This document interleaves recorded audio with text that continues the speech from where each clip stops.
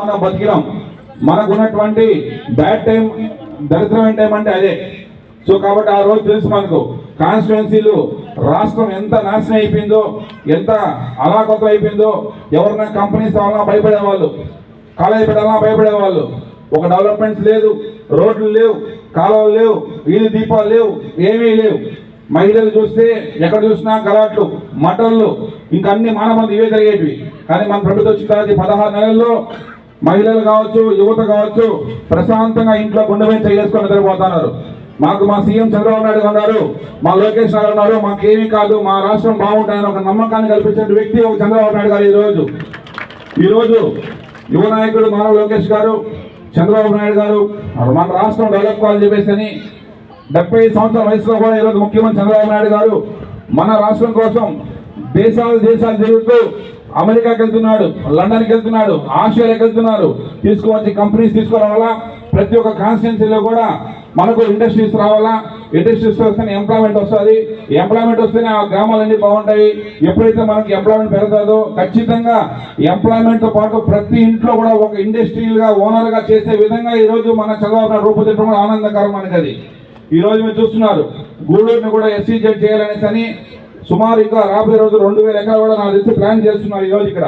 ఎందుకంటే 2000 acres already allot చేస్తున్నారు. ఇంకా కూడా దానికి అంతా ఇన్ఫ్రాస్ట్రక్చర్ చేసే విధంగా కూడా ఈ మధ్య డిస్కషన్ జరిగింది.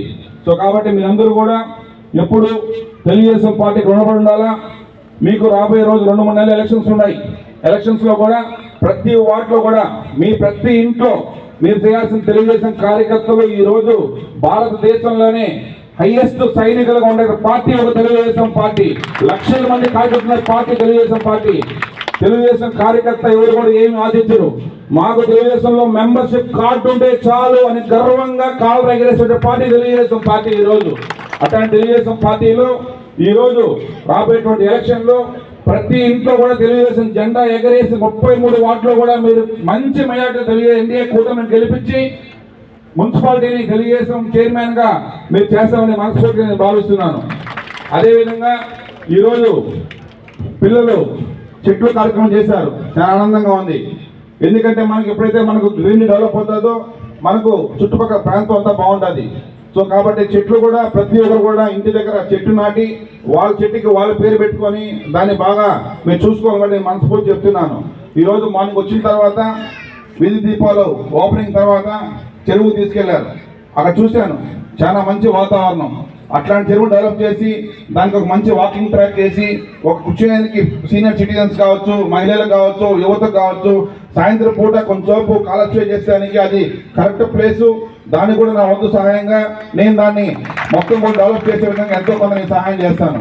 అందులో భాగంగా ఈరోజు ఎమ్మెల్యే గారు చెప్పినట్టుగా మెట్రో విలేజ్కి 1 crore rupees, 4 crore rupees municipality కూడా నేను రుణాన్ని శాంక్షన్ చేస్తానని మనస్ఫూర్తి చెప్తున్నాను. మీరు ఈరోజు భాస్కర్ అన్న గారు ఈ గ్రామంలో ఇంతమందిని ఇక్కడ పోగేసి వీళ్ళందరూ కూడా మంచిగా చూసుకోవడం కూడా చాలా హ్యాపీగా ఉంది. ఇట్లాంటి ఎమ్మెల్యే దొరకడం కూడా మీకు అదృష్టం. ఎందుకంటే ఈరోజు ఎంత కష్టపడుతున్నారో మీరు చూస్తున్నారు. ఈరోజు కంటిన్యూగా ఏదో ఒక కార్యక్రమంలో ఏదో డెవలప్మెంట్ యాక్టివిటీస్ ఈరోజు ఎమ్మెల్యేగా పార్టిసిపేట్ చేస్తూనే ఉన్నారు. సో కాబట్టి రానున్న రోజుల్లో మీరందరూ కూడా ఎన్డీఏ పార్టీకి రుణపడి ఉండాలా, తెలుగుదేశం పార్టీకి నిజాయితీగా ఉండాలా. మీ ప్రతి ఒక్క ఓటు, మీ ఓటుతో పాటు 10 ఓట్లు కూడా ఎప్పుడు లైఫ్ లాంగ్ తెలుగుదేశం పార్టీకి వేసే విధంగా మీరందరూ మనసులో ఆత్మవిశ్వాసంతో ఓటే అని చెప్పి మనస్ఫూర్తి కోరుకుంటూ ఈ అవకాశం ప్రతి ఒక్కరు నేను ధన్యవాదాలు చెప్పాను. Thank you very much.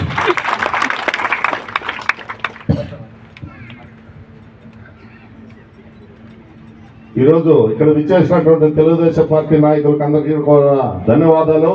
ప్రతి ఒక్కరూ కూడా భోంచేసిపోవాల్సిందిగా కోరుతున్నాను. బయట నుంచి వచ్చిన వాళ్ళు ఇంటి దగ్గర, అంటే ఇక్కడ రష్గా ఉంటుంది కాబట్టి ఇంటి దగ్గర కూడా కొంతమందికి అరేంజ్ చేశాను. ఇంటి దగ్గర కూడా భోజనం చేయవలసిందిగా కోరుతున్నాం. ఎవరు కూడా తోసుకోవద్దు, భోజనం ప్రతి ఒక్కరికి ఉంటుంది. ఎవరు కూడా తోసుకోకుండా అందరూ లైన్గా నిలబడి భోజనం చేయవలసిందిగా మిమ్మల్ని అందరినీ కూడా కోరుకుంటున్నాం. సచివాలయం స్టాఫ్కి అలాగే హెల్త్ డిపార్ట్మెంట్ వాళ్ళకి ఇక్కడ వచ్చిన ప్రతి ఒక్కరు కూడా పేరు పేరున ధన్యవాదాలు తెలియజేస్తాను. తెల్లరా మళ్ళీ మీరు ఒకసారి మీటింగ్ పెట్టుకుంటాను. అందరూ పెట్టలేదు మీరు మీటింగ్లో, మళ్ళీ పెట్టదు తల్లి అందరికి, అంగన్వాడీ వాళ్ళకి అందరికి వస్తుంది, ఐసీఎస్ వాళ్ళకి. ఓకే అమ్మా, పొదుపు మహిళలకు ముఖ్యంగా. ఓకే తల్లి, నమస్కారం.